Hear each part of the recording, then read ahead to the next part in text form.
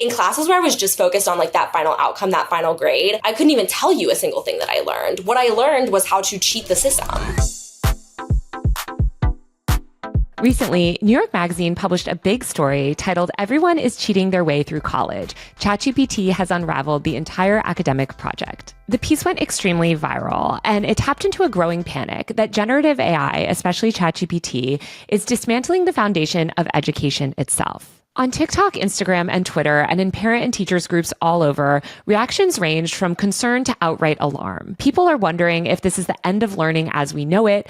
Are students permanently outsourcing their minds to machines? Is our entire educational system about to collapse? Kat Tenbarge, a former reporter at NBC News who recently went independent and has covered AI extensively, is joining me to break all of this down. We're going to talk about the rise of ChatGPT in schools, what's actually going on, and whether reality matches the hysteria. Kat, welcome. Thank you so much for having me. I'm so excited to be here. Okay, I'm so excited to talk to you about this topic because I feel like we've been talking about it for so long on the phone. No, we had to make it into a podcast. So you and I have both covered AI a lot, I feel like. But I think what's recently happened is there's been a lot of stories in the media. Obviously, the New York Magazine one went super viral, but it's not the only one. There's also like TikToks, Instagrams, and people are basically starting to just freak out about the level of ChatGPT use in schools. Yes, it's really obvious from a lot of these trends that have cropped up on social media and also a lot of this reporting that the use of AI in schools is really pervasive. And early statistics and studies show that it could be upwards of 90% of students have talked about using AI and ChatGPT in some capacity. And you see lots of anecdotal evidence and lots of social media trends that suggest people are basically having it write essays for them. And they're having it write projects for them and outlining things. But also you see people talking about how they're basically just submitting entire school papers that are written by ChatGPT. And there's been a big panic kind of emerging from this. I saw a story the other day about how some students are intentionally inserting typos and errors into their ChatGPT written work to try to make it seem more authentic. In this New York Magazine piece, it talks about kids that are increasingly relying on it for everything. They've sort of outsourced their brain to it, and they're using it not just to write their class projects and essays, but also communicate with teachers. I've even seen examples also of teachers using it to help evaluate students' papers and work and things like that. So it's definitely happening on both sides of the education system, but I feel like the freak out, as you mentioned, is happening with kids using it and young people just being so completely reliant on it. Yes, it's basically this idea that kids aren't going to learn how to think for themselves or learn how to write or be literate because they're relying on ChatGPT for everything, which is an interesting idea, but I feel like the reporting we have so far does not quite bear that out yet.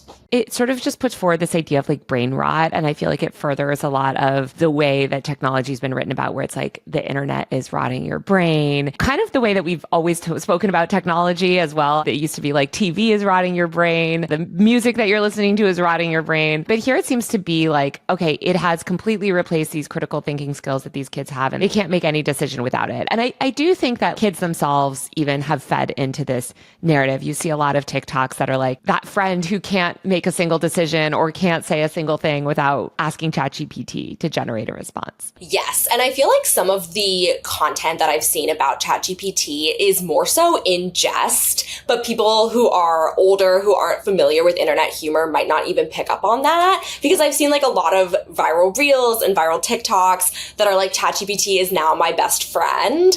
And I feel like a lot of people looking at that would be like, oh my God, like these kids don't have any friends. ChatGPT is the only person they talk to. And it's like, there's a certain level of sarcasm and internet humor that isn't always translated over.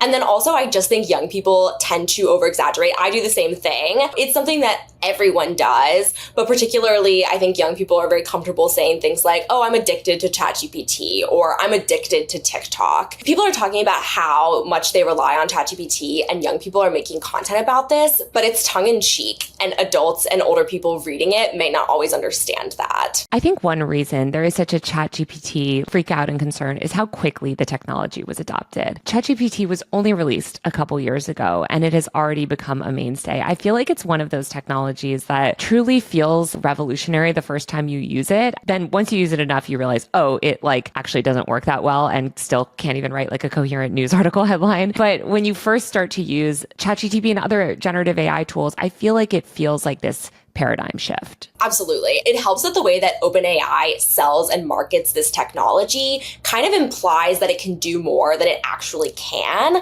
And within the AI industry, you have people like Sam Altman making these really lofty promises about what the technology will be able to do for us in the future. And I think people look at it as if it's able to do that now. So let's talk about how it's actually being used and like what our reporting has found. I think both of us have also talked to a lot of people. I recently have been working on a video about people like worshiping ChatGPT. So I do think that there's like some people that are mostly adults. Honestly, most of the people that I've spoken to are like boomers, but it's clear that this technology is pervading multiple areas of society. Have you talked to any students who have used ChatGPT or who rely on it regularly for schoolwork? I have talked to people who use ChatGPT in school, and I've mainly talked to people who use ChatGPT for work. But in both sort of categories, the way that people describe using it is it takes up like one function of the process that they're doing. So like, for example, I've talked to people who use ChatGPT to make outlines for essays that they're working on.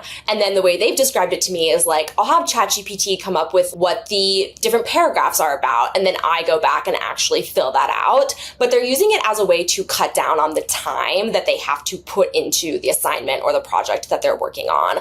And then I've also talked to a lot of people who basically use ChatGPT as like their primary search engine, partially because Google results have become so much less helpful. Google as a tool has become less and less useful over time. So I know a lot of people who are now using ChatGPT as their primary search engine. And then in addition to that, they'll be like, okay, help me organize my thoughts, or help me figure out what I'm writing about, the order that I'm writing things in. Everyone I've spoken to uses it, like all the kids that I've talked to definitely use it as a search engine, as you mentioned, because Google has just become completely unusable and unreliable itself. I definitely have talked to students that use it to write their papers. I think that what they would say is like a lot of that is busy work and they're sort of just automating processes that they don't want to use it. But there is also this like self-awareness to the use that I feel like isn't really captured in these articles. And it's actually something you see more come out on like TikTok and Instagram, where in these videos, people talk, especially young people, talk about their reliance on ChatGPT, but they joke about how it's not reliable. And they joke about how they have to like rewrite half of it. And they joke about actually how it's not as good as they wish it was. I agree. I think that like with all new technological advancements over the past many years, there is an attempt of people to integrate it into their lives, to streamline tasks, to do things for them.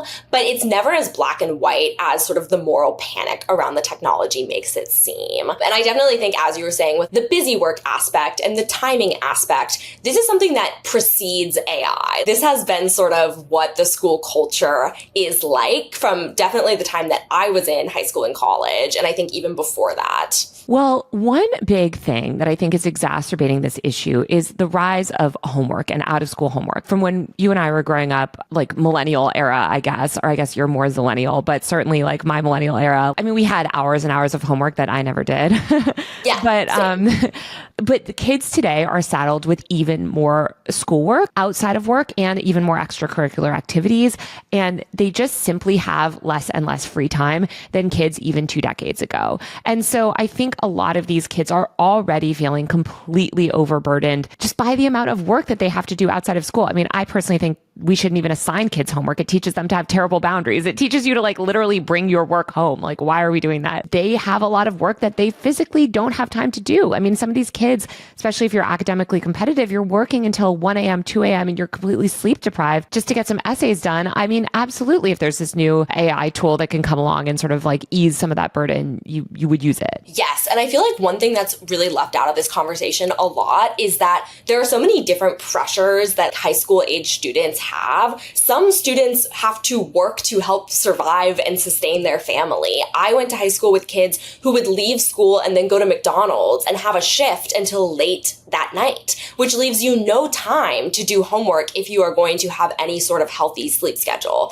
It is so hard, I feel like, for high schoolers to get 8 hours of sleep because school starts so early in the morning. And whether it's extracurriculars or a part-time job or a club, oftentimes you don't start doing homework until 7 or 8 p.m. at night. So how are you supposed to get up at 5 in the morning and get all of this work done? Well, that goes into this idea of academic integrity, which is what I think so many of these stories focus on, right? It's like this idea of the children aren't learning the way that they're supposed to be learning. And I totally get that. And I do think that, yes, most children are not learning the way that they should be learning. But I don't know that it's fair to blame it all on ChatGPT. I think it's exacerbating much bigger systemic problems in our education system, which is the fact that our entire education system is not really designed for learning at all. Like right now, at least the public education system, it's very focused on like teaching to tests. They teach in a lot of outdated ways. I'm very anti, I guess the current school system. There's a great podcast called Sold a Story, and it talks about basically how we've been teaching kids to read all wrong for years because of like lobbying efforts and other things. And so a lot of this freak out about AI, it rings a little hollow because I'm like, well, you're kind of begrudging these kids for not valuing learning, but how much does our current educational system actually value learning? 100%. And this is something that we've talked about a lot,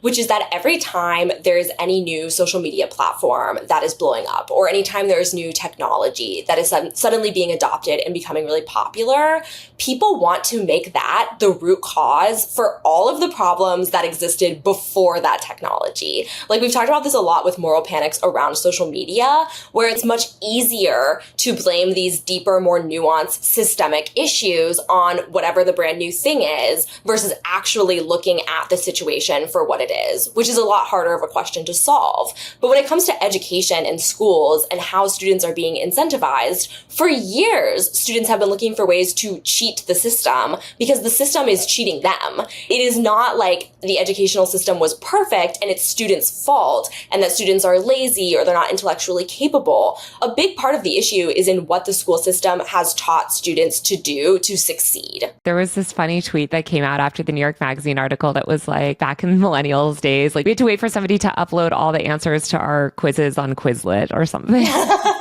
Yes. One thing that I've been thinking about a lot is how much I had to like, quote unquote, cheat to get by in school. And there were a lot of different reasons for that. And it's not like it was just me. It would be like the entire class would collaborate in order to pass a singular test. Or like there were ways to sneak information into tests that everybody was doing. I remember when they introduced calculators in classes that were more advanced, like calculus, you could literally write information, you could store it in your calculator. So people would write down formulas and then those would get passed around like during tests. Or when I was in college, I remember I had this really awful introductory philosophy class and we had this student teacher who didn't really know what she was doing. And so none of us were actually learning the material. So during tests, people would literally pass around some of the answers to the tests so that we could pass this course because none of us were actually learning anything. And I don't think that was any one person's fault. I think it points to like much broader systemic institutional failures in the educational system. I mean, I am extremely dyslexic and have severe ADHD, so I was never a good student. And I went to public school my whole life growing up. A great public school system, by the way. Like theoretically, I mean, I went to school in Fairfield County, Connecticut, one of the best public school systems in America. But the way that they teach is so outdated, right? Like the way, especially in the 90s and 2000s when I was in school, it was very like teaching to the test, but also it's like a very outdated mode of teaching. They really want to teach you is to like sit down and be quiet and learn to sit still for 7 hours or whatever a day and listen to authority and don't be creative and don't think outside the box. It made me feel like school was just sort of like child prison and it's just sort of teaching you to work on like an assembly line and like listen and do what you're told. And it doesn't teach you real critical thinking skills. And I don't think it makes learning exciting. And I don't think that's the fault of all the amazing teachers out there. I mean, I have a few friends that are educators now, and according to them, and I don't know too much about like each school system, but it seems like they're restricted from what they can do, right? Like everybody has to teach a certain way because of certain curriculum, because of these school boards and because of funding. It's like you have to get certain test scores. You have to make kids show up even when they're sick, which is a big thing now too. We're just like forcing kids into unventilated classrooms, giving them brain damage with repeated infection of disease, and then being like, why don't you love learning? You know, it's like, well, this sucks. I mean, it's funny because people want to blame students for gaming the system, but the system itself is literally a game. I think about my high school experience and how it was basically all framed as preparing you for college. So the entire outset of high school for me, it was not about learning as much as possible. It was literally about how to get the highest scores in AP classes because those could become college credits so that you would be able to spend less time in college and spend less money on getting your college degree.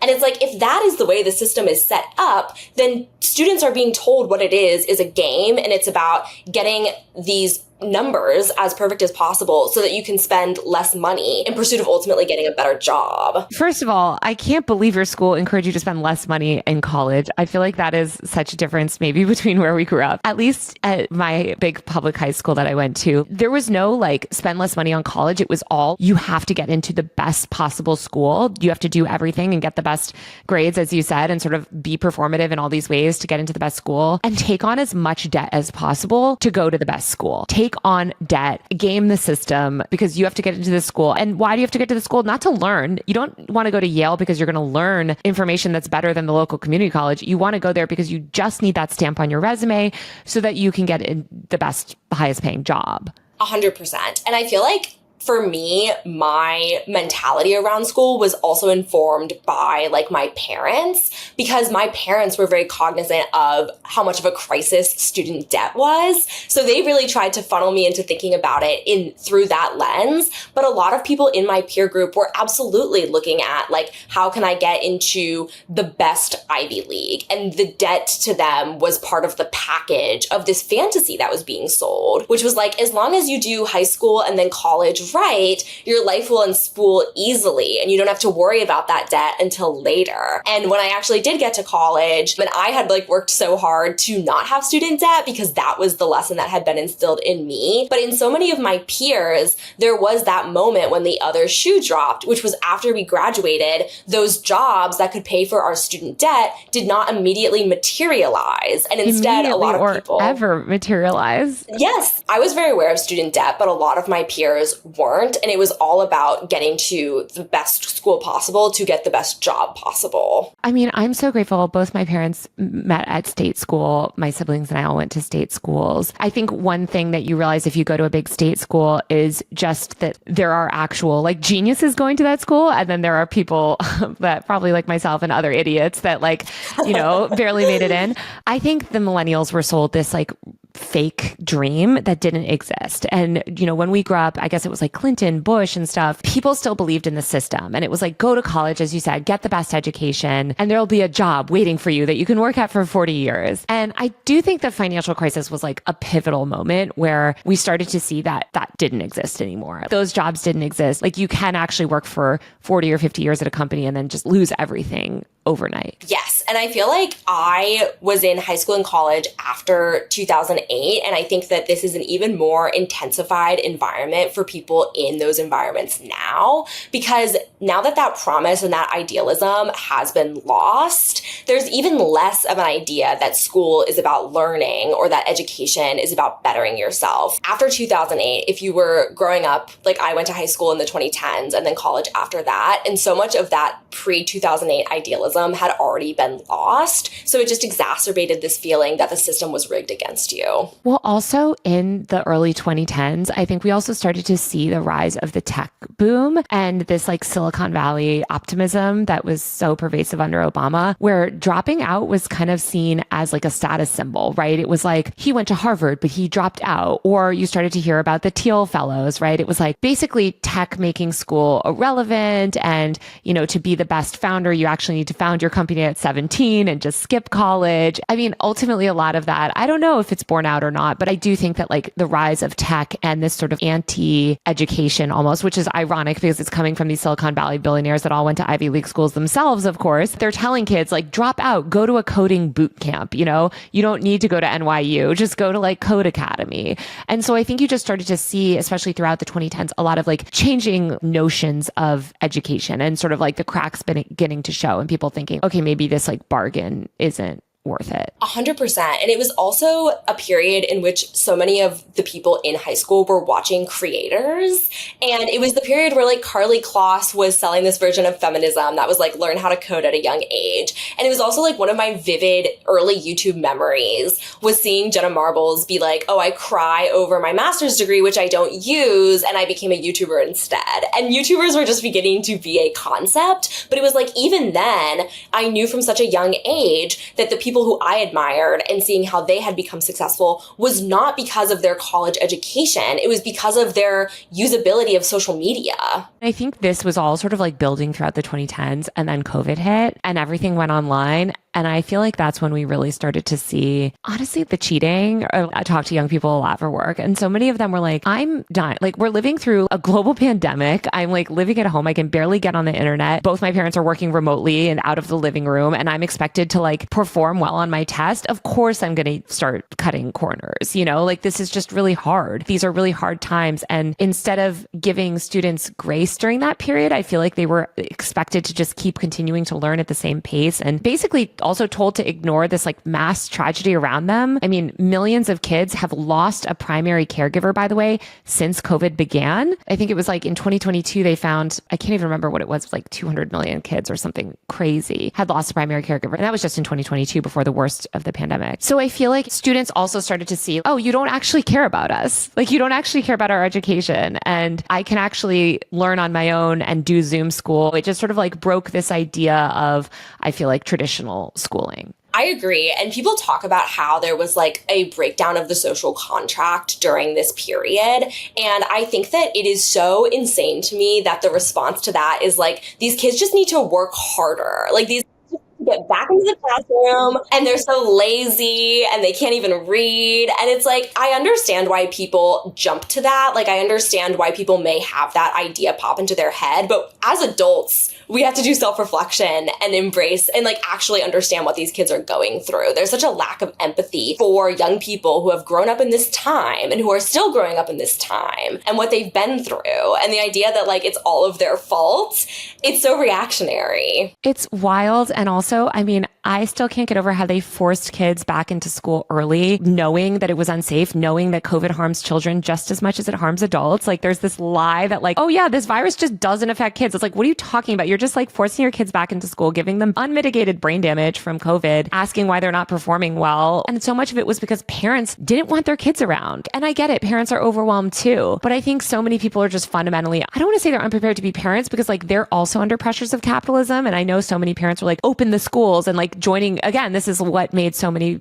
parents embrace far-right rhetoric, COVID denialism, where even to this day, they are in denial about the fact that they're sending kids into unsafe schools. But it's like, they have to work too. I think it like trickles down because we're telling kids, shut up about this global crisis. And by the way, the amount of like turmoil in the world, the wars, everything you're exposed to, like, shut up about that. You need to work harder than ever. And I think that's because we're telling their parents, you also need to work harder than ever. Like, there's no room for anybody to like take some time off and focus on their mental health. It's like, just work harder, grind harder. 100%. So much of what we talk about with kids and what they're experiencing with technology and on a societal level is reflected within the adult population, which includes their parents. And it's like adults are also increasingly relying on technology to be able to complete their workload, to be able to do all the things they need to do throughout the day. And that's what's being modeled to the generation of kids at home and at school. Like, they're seeing their parents also have to use social media more, be online more, be on their phones more. They're seeing their teachers do the same thing. So it's not a product of the youth. It's a product of like the entire totality of what we are going through as a culture. It reminds me also of like the media freak out about people that were, I can't remember the word that they made up for it, but basically people that were working like 2 jobs at once because they were working remotely. They didn't have to be in an office. They could take on a second job. And by the way, they were completing the duties of their first job and basically able to hold down 2 jobs simultaneously successfully. And this was like villainized in the media as like stealing time from your employer or whatever. And it's just like, God, like if someone can get their work done in 3 hours, why are you so focused on making them sit and return to office and sit in a chair for 8 hours so you can control them? It just shows that like the jig is up and it's not actually about getting your work done.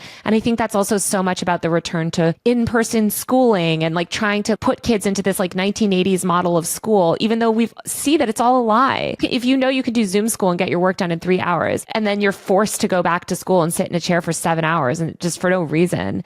It's like, oh, well, you don't actually care about me learning the material. You care about maintaining control, like physical control over me. And I feel like the mentality around return to office and this idea that it's like so villainous to be doing 2 things at once, to have 2 jobs at once, it completely ignores the root problem, which is that people wouldn't need to have 2 jobs at once if 1 job was enough to live off of. And that is the reality in the world that these kids are growing up with. They already know that like they are not going to be financially supported supported in adulthood. They're not going to be able to financially support themselves. So of course they're like embracing this mentality at an early age of like quote unquote cheating, which is really just being able to do the tasks that you need to do at a baseline in society. It's not just like COVID, I think, that exacerbated this. I think it's also our economic system and the rise of crypto and how our entire economy is around like a lottery. And I mean, also so much of the rise of digital influencers and all of this stuff. I was at this event the other night and my friend Bobby from NPR, who's a tech reporter, ended up talking to this like 19-year-old scammer that basically just steals crypto for a living. And he was telling him like, why not? Bankers steal money or,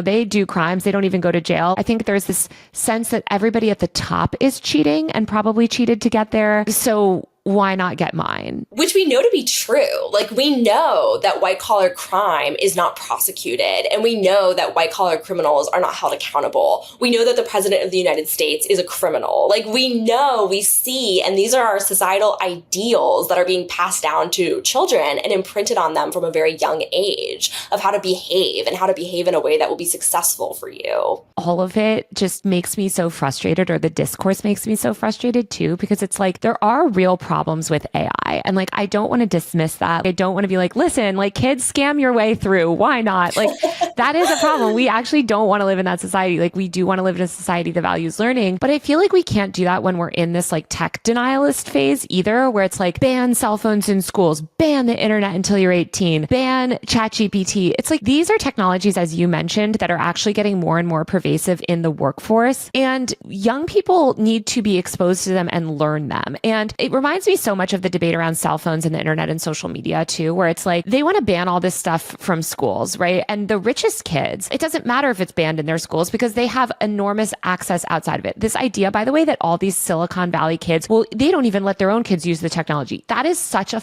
lie. These kids have MacBooks from the time they're like 3. They're learning coding. They're learning to use technology. They are learning it outside of school primarily. So they're, they might be sent to some like school where they're playing with wooden blocks all day and learning whatever. But I promise you, these tech executives are pro technology and teaching their kids tech. And those kids have access to iPhones and other, they're learning about stuff. The poorest kids don't have those opportunities. And when you ban this stuff from school and you say like, we're not teaching you to use AI, they sort of have to learn it themselves on their own, not in any sort of guided way. And that harms them ultimately in the like employment market and just like their ability to sort of compete in this new tech-enabled economy. I feel like there's almost a parallel here, and I know that these issues are different, but it reminds me of abstinence-only education. If you only teach abstinence, then rates of teen pregnancy skyrocket, and unsafe behaviors skyrocket, and diseases are transmitted. So it's like abstinence-only education, we know this does not work. We know that this is rooted in a moral panic and in a misunderstanding of human behavior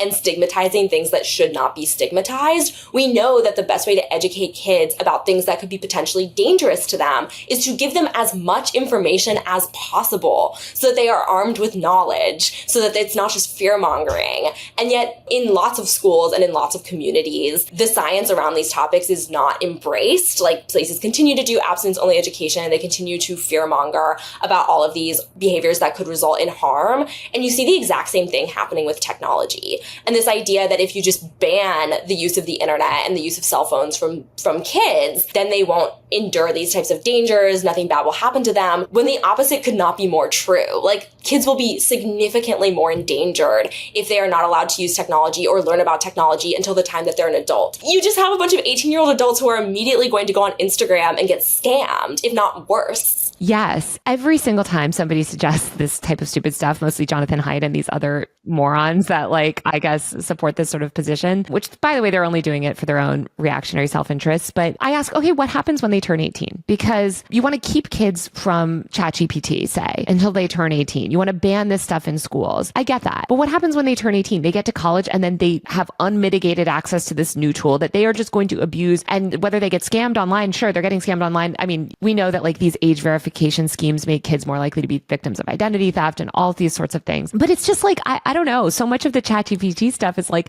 people are probably using a lot of this in college too. And so I feel like it's so important to expose kids actually at a very, very young age to these technologies, whether it's social media, cell phones, or ChatGPT. It's like, we actually need to teach them from maybe even before they have a cell phone, all this stuff, like, and maybe even before they can barely learn to type, like teach them about AI, teach them about how this stuff works, and basically teach them how to ethically use it and not ethically use it, and how to use it to get an accurate information and help you, and how not to use it. And also to challenge the tools themselves, like look at them and be like, okay, here's some answers. Like, do these seem biased? Why are they biased? Who makes these technologies? How do these AI algorithms actually filter information in our world? And what can we do to sort of like critically think about that? I feel like people think that this is counterintuitive to introduce things to kids young, but evidence shows that this is the best way to educate kids and teenagers before they reach adulthood to actually protect them from the unintended consequences of all of these types of technologies and behaviors. And I think that there's also, I mean, I don't want to sound like a pro tech like weirdo, but I do think as somebody with such severe ADHD and like learning disabilities that we should welcome alternative forms of learning. And I think there's a lot of value in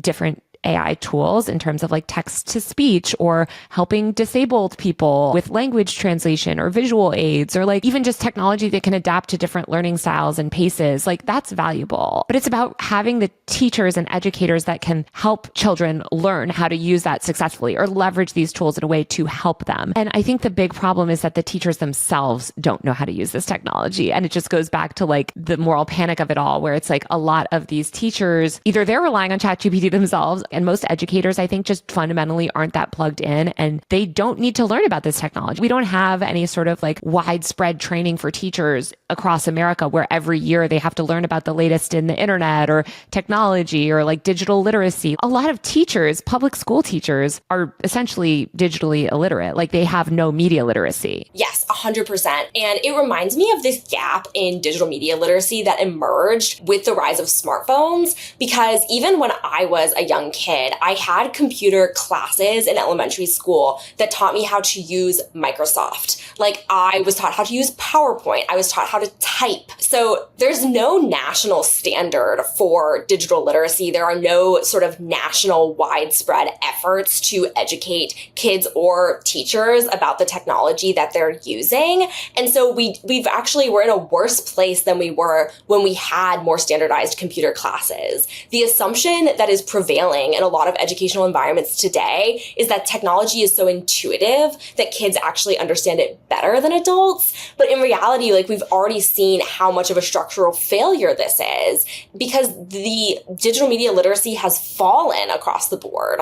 I mean, I think that like young people are just as likely to get scammed and fall for misinformation as a lot of people in older generations. It's just the platform is different, right? Like you're getting misinformed through TikTok rather than Facebook AI slop. But I don't think that there's any sort of like cohesive knowledge. And I think it just goes back to this abstinence attitude towards tech, where it's about like shutting it down and not having a critical relationship. My friend Brian yesterday was telling me how like schools in LA County, I guess, like paid millions of dollars for some like AI system upgrade or whatever. And it's like, what's frustrating is like you do see these school districts try to be tech forward, but they're kind of not. Like they're banning cell phones and then they're paying some weird company to like do AI educational software. And it's like, guys, can we just operate in the world of today? I think we should teach so many things. I think we should teach personal finance to children. I think we should also have something where it's like, hey, here's how these tech systems work, or like a tech criticism class for kids in high school where it's like they learn about things and they question things. I just worry about the current educators teaching that before we educate the educators,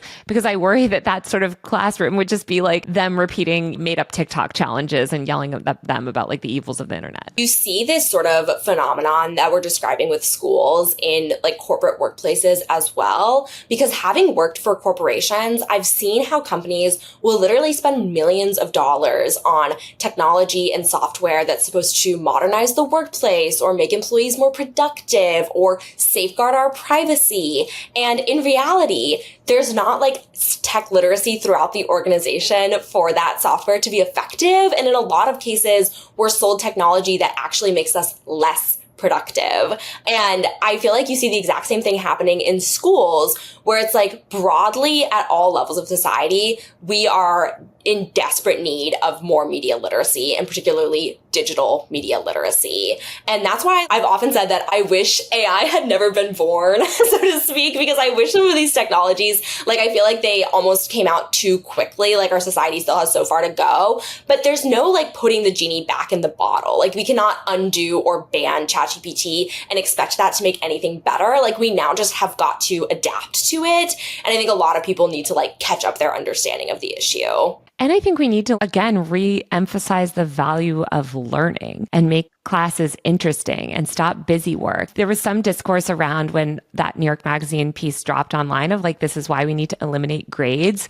And I saw people talking about going to school without grades. And I think it's kind of interesting because it's like, yeah, I mean, so much of homework is just forcing you to like do stuff to get a certain grade. And then people cheat because they don't actually have time to do stuff or want to do it or whatever. It's like, what if we did eliminate grades? I mean, it would be really hard. And I know you still have to like sort of measure people to make sure that you're getting some sort of knowledge, like they should pass certain benchmarks. But I don't know. I feel like this is a time where we can really start to radically reimagine education. And instead of doing that, we have this crackdown and freak out about ChatGPT or AI use. I definitely agree. I think that looking back at my own educational experience, when I was so focused on grades, that was not when I was doing the most learning. It was the opposite. When I was hyperfixated on grades because I was told I had to be, when I was told like you need to care about your GPA above everything else and you need to care about the grades that you're getting, that's actually what incentivized me to cheat because I was like, my learning doesn't matter. All that matters is the output. And that's what this current generation of students has been raised on.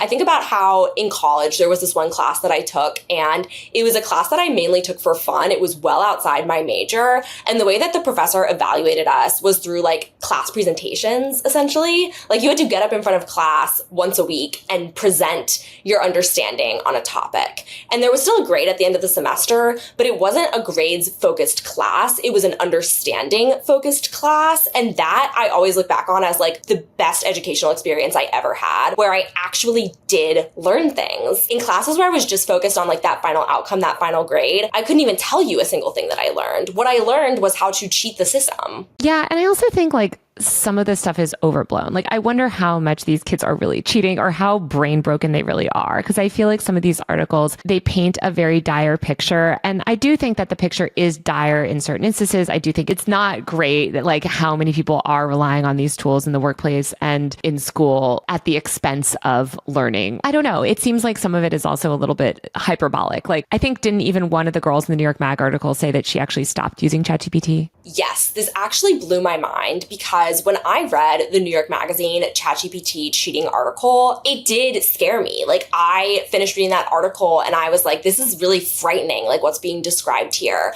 But it interested me so much that I ended up doing a little digging afterward and found out that the reality does not necessarily match what's portrayed in that article. So they interviewed this freshman in college. She's a female student in Canada.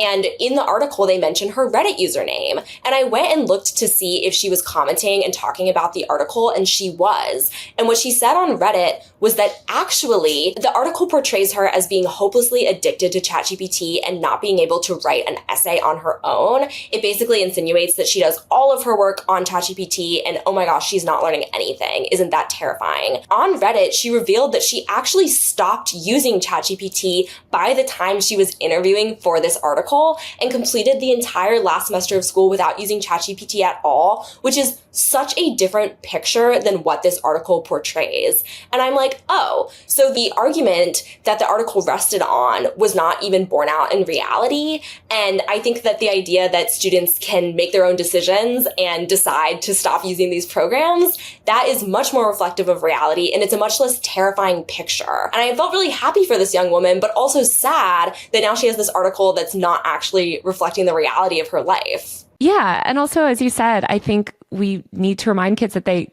are empowered to stop using it or to use it in a better, more effective way, right? Like, don't use it to write your whole essay unless you're like finishing a double shift at McDonald's and you have to or whatever. But yeah, like moderate your use and make sure that you're still learning and learn to set your own boundaries. Yeah. The last thing I think of is one of my best friends who is one of the smartest people I know. In college, there was one time where she had me write a paper for her. And the fact that I wrote a paper for her in a class because she had so much going on in her life at the time did not make her dishonest. It did not make her a bad bad person, and it certainly did not interrupt her education. Like, she has an amazing job today. She's one of the smartest people I know. And I just think that this attitude of like penalizing and singling out kids because they are using the tools at their disposal to get by is not the right attitude to take about this at all. Like, we need to have a more holistic attitude that actually reflects the reality of what's happening and takes into account the evidence we have about how to make school better. Yeah. And I think to do that, we need to stop the like moral panic freak out stuff about tech and like have like more of these nuanced conversations. I completely agree. Well, Kat, thank you so much for joining. Where can people continue to follow your work? You can read my work at spitfirenews.com, which is my independent newsletter. And you can also follow me on Blue Sky, Instagram, and TikTok. Awesome. Thanks for joining me. Thanks so much for having me. All right, that's it for the show. You can watch full episodes of Power User on my YouTube channel at Taylor Lorenz. If you like this show, don't forget to subscribe to my tech and online culture newsletter, User Mag. That's usermag.co, usermag.co for all the latest tech and online culture news in your inbox 2 to 3 times a week. And if you enjoyed this episode, please give Power User a rating and review on Apple Podcasts, Spotify, or wherever you listen. My national best-selling book, Extremely Online, is also finally now out in paperback. Look at this awesome new cover. I'm obsessed with it. So you can pick it up wherever books are sold. Extremely Online, the untold story of fame, influence, and power on the internet. Until then, see you next time.